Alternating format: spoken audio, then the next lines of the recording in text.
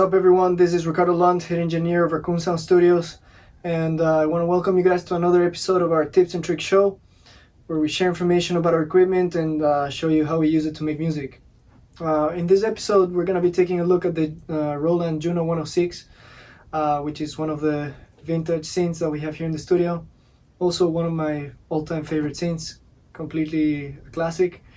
So we're just going to be taking a look at the functionality, the sounds, and the interface, and how to get you started using the synth. So without further ado, let's get right into the review.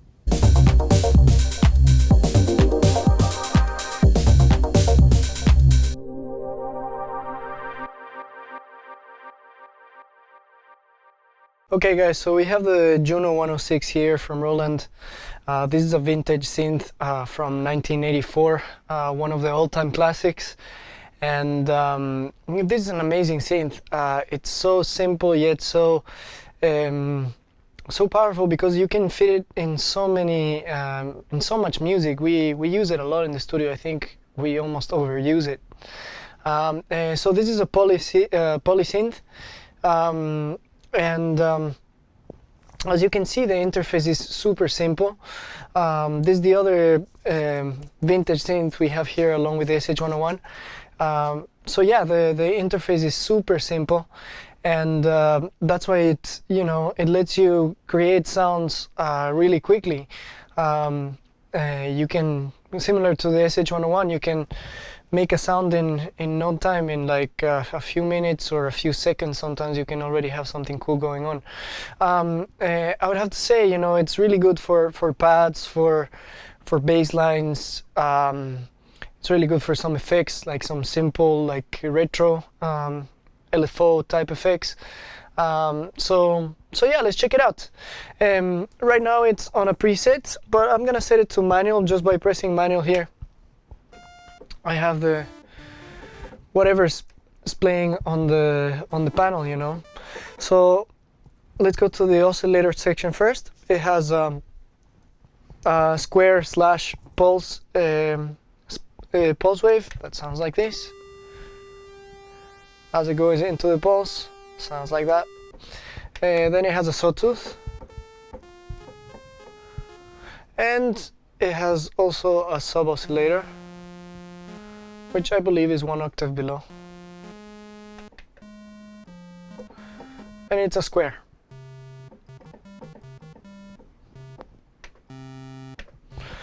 Alright, so then finally it has a noise, simple noise, and obviously you have the range, 16 feet, 8 feet, 4 feet. You can assign modulation to the pitch, via here. You can also LFO the pulse width. So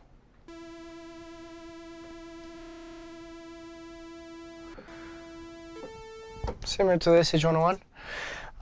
So yeah, that's the oscillator section. Here we have the LFO, which is pretty simple. We just have rates and just a little delay. So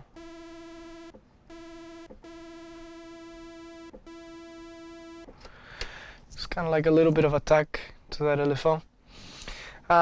Then in this synth we have a low pass filter and a high pass filter. So let's check out the low pass filter first. Let's take off the envelope. Resonance is out. Style halfway resonance.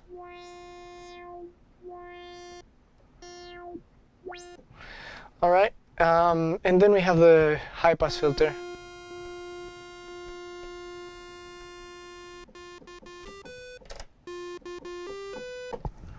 Got it. So again, in the filter we can modulate the filter with the LFO. We have the envelope, which I'm gonna get into right now.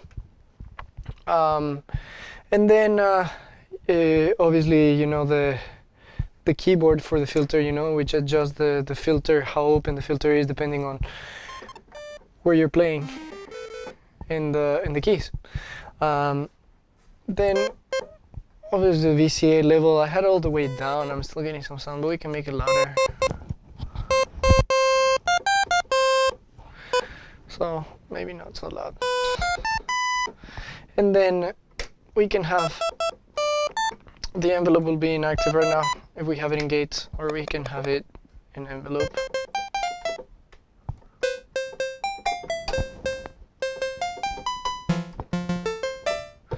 Cool, so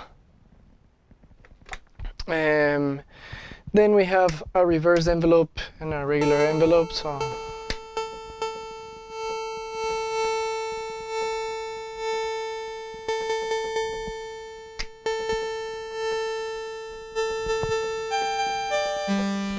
and as you can see, that adjusts the filter too.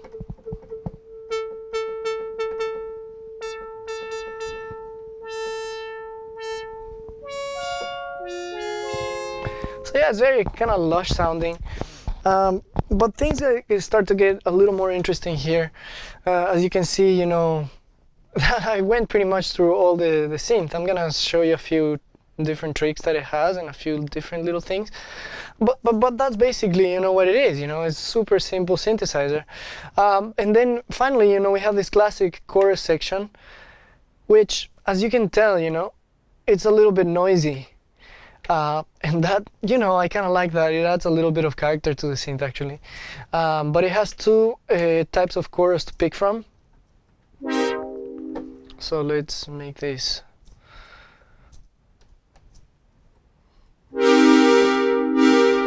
So without it, really widens up the sound. And then the second one is.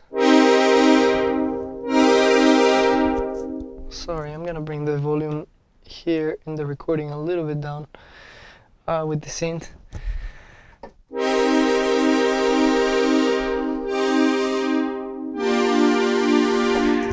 Super nice. I really like that chorus. It's so classic. You know, and in contrast, if you guys are familiar with the Juno 60, which is kind of like the predecessor to this one, the Juno 60 also has the choruses, but it has also a mode where you have both choruses on. This one doesn't have that. You know, so I wish it had it, because it's also pretty cool. But you know, this one compared to the Juno 60, it does have MIDI in. The Juno 60, you actually have to get something like a converter, so you can send MIDI notes to it. And this one, it just has straight MIDI in, because it's from 1984. So anyway, let's go through a few of the patches, I guess, you know, so you can kind of get a taste of what it has. So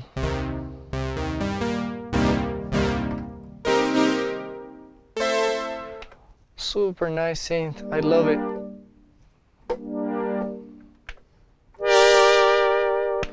So yeah, as you can see, really, really nice, beautiful pads.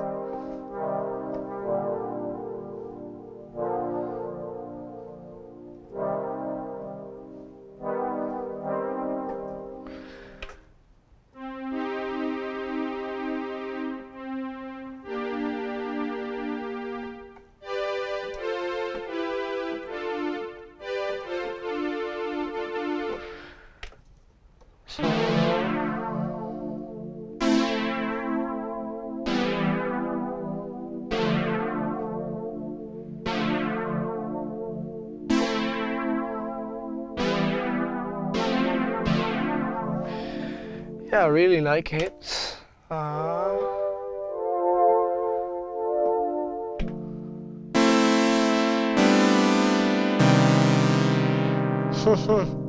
Check out what else it has.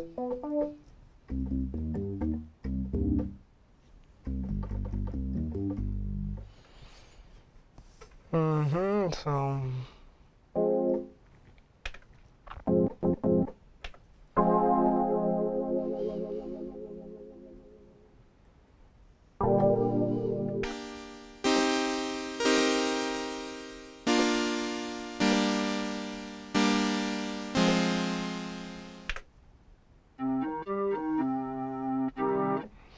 Again, a few more like string pad sounds. Start getting an idea of the color of the synth, how it sounds like.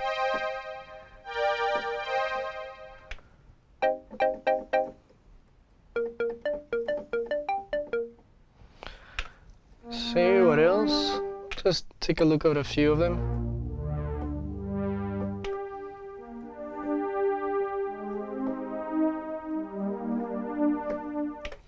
Yeah, you know, most of the times I've used it for the pads, although I've used it sometimes for some bass lines, and yeah, I kind of want to start using it more for bass lines now, just because I've done it for so many years with, just like for pads. It's the king of the pads here for me, at least. See? So you have a little example of like a bass sound here.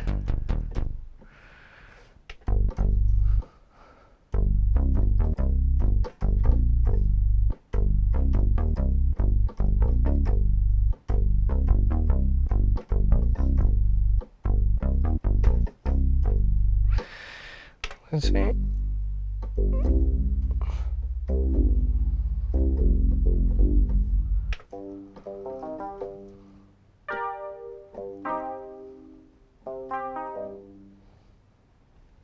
See what else?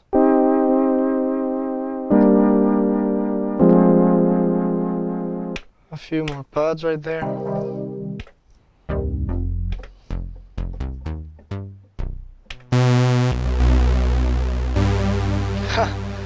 Kind of like some brassy stuff.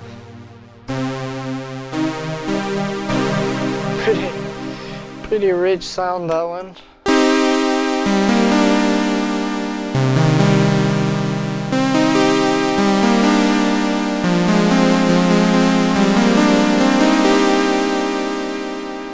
See what else?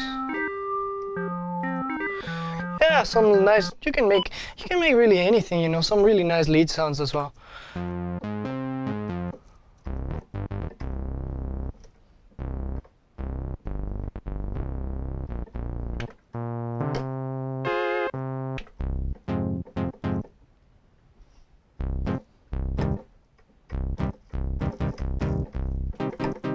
Nice kind of like stabby sounds.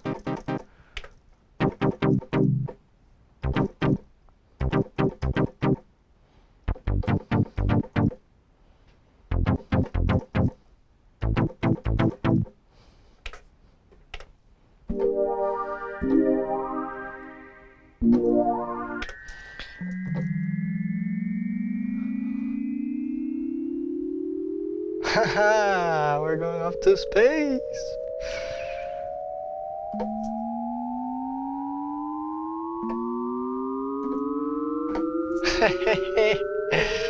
Really cool. I can't remember having listened to this sound here.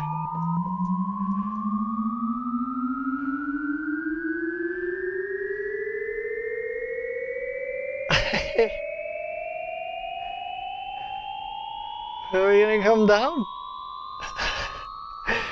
Anyway.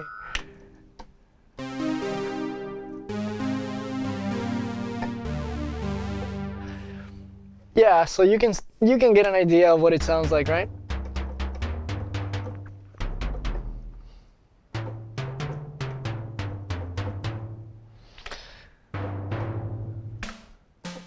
Some kind of like noisy. I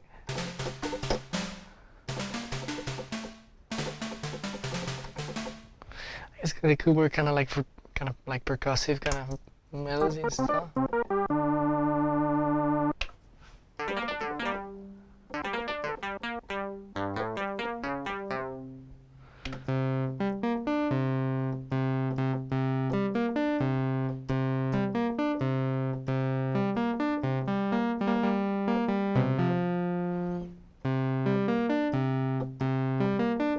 Yep. Let's see. More pads. See, it just has so many like nice pad sounds, and you can also easily make your own. It's so easy to make.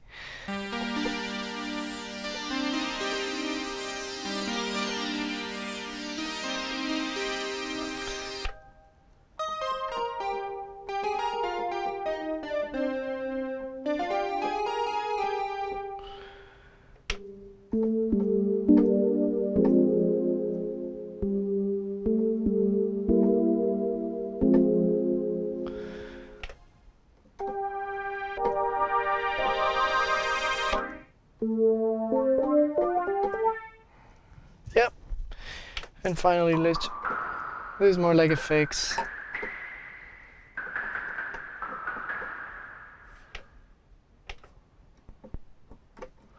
So yeah, you have yeah, these are just like more like noisy. Some little zaps.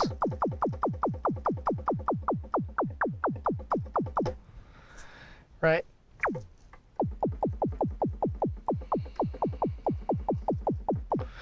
Pretty nice.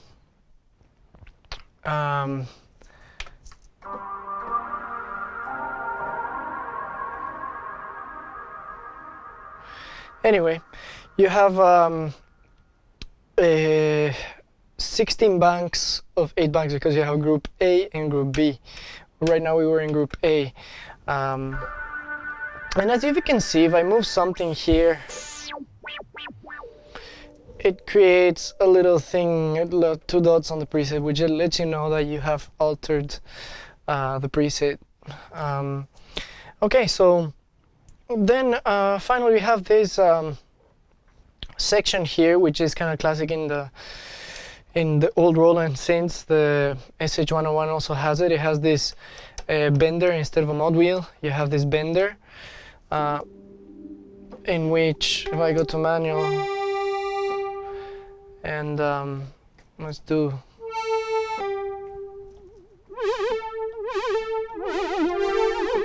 if you push it forward, you get the LFO, depending how much I said, you know? Right, so... And it's applying it both to like filter and pitch. Pretty sure. Or wait, let's see. Oh, actually it just applies it to pitch with this. Yeah. And then obviously, you know, we can do like bending, you know.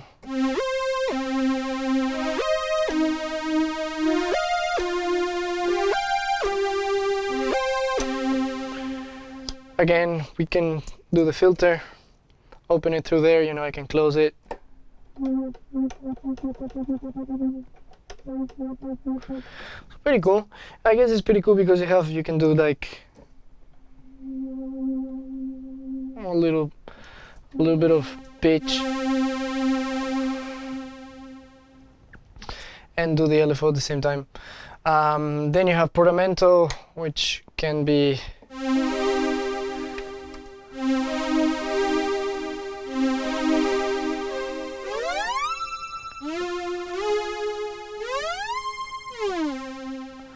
so it can be off to, you know.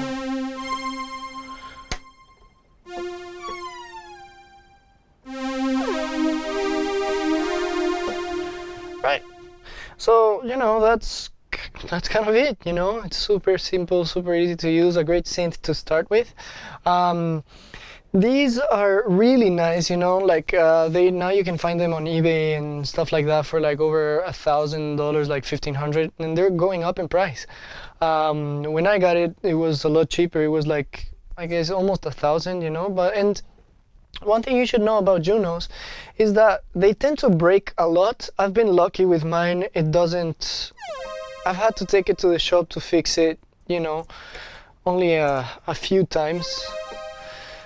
Maybe like twice since I've had it, you know, and I had to replace like the chip of the voices because the voices start acting out a little bit sometimes. And then I fixed a noisy chorus, which is like overly noisy.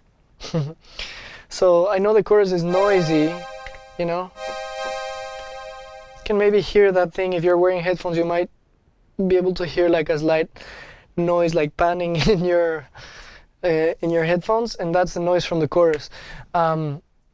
So one time I had to replace the noisy chorus, and then another time I had to replace the voices. But I've heard other people's Junos breaking a lot of times. I've been actually really lucky with mine, and it's in perfect condition and it works fantastic.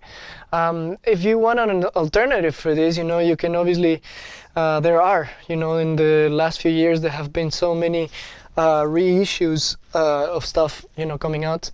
Roland released actually like 2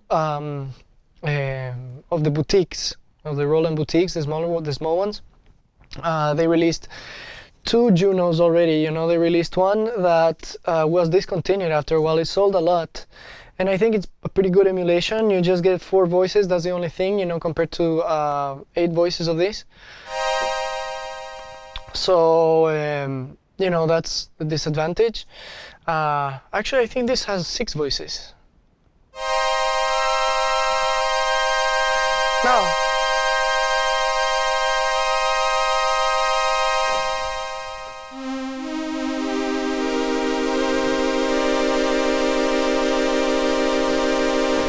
This one has 6 voices, but yeah, on the boutique one you get only 4. And then Roland released another boutique called the JU06A, which actually is an emulation of the 106 and of the Juno 60. It looks pretty badass, you know. I have been considering it for the studio because I love the Juno. It's such an amazing synth. It's such a classic, you know, especially for like, you know, any type of music really. You know, really any type of music. I've used it a lot to make house music and stuff, and it's crazy good. I really love it. Then there's a last few things, just a little trick here, if you ever play with one, is this, you know, you can put it in unison mode. So right now we have poly 1 and poly 2 is almost the same. It's just a little like more legato, I think. And then, but if you press both at the same time, you kind of do like unison mode, you know. So yeah, as you can see, I can't play chords anymore, but sounds pretty cool. But I want to take it off. You know, I'm out of unison mode. So yeah. Love the synth, one of my favorites here in the studio. Oh, and I forgot to mention when I was mentioning if you want to get something like a Juno but not actually get the vintage one, another good option is the System 8 from Roland. Also, they released the System 8 actually emulates a lot of the classic poly synths, the old classic poly synths from Roland, including like the Juno 106, the Juno 60, the Jupiter 8, the JX3P. You know, like a few of the old school synths, and it does it via that like plug out thing, because you can also get the soft synths from Roland Cloud. They sell the soft synths, like the plugins, you know, of all these old synths, like including the Juno 106. It has the Jupiter 8, Juno 60, 106, etc. You know, so. Worth checking out that Roland Cloud. And then the System 8 looks pretty cool, so you know, those are the alternatives. Oh, I mean, then there's also like many other like third-party developers, you know, like doing a lot of Juno emulations. So you know, like it's not hard to find this sound. You know, this vintage one, what's the advantages of it? You know, it might have a little more character compared to the new versions, like the noise in the chorus and stuff. You know, it's stuff that you don't think about, but it gives a vibe, I think, and that's why I really don't mind the noise in the chorus, because it kind of gives a vibe and like old school thing, you know, to it. So that's pretty cool. Okay guys, so that's the Juno 106. Thank you guys for watching this review on the Roland Juno 106. We hope you guys enjoyed it and learned something. If you guys liked the video, please give us a thumbs up and also leave a comment down below. And also, if you are located in the Miami area and you are looking for some help with audio recording, mixing, music production, DJing, or anything else, we're here to help. So reach out to us. I'm leaving the link to our website down below. Again, this has been Ricardo Land, and I'll see you guys next time.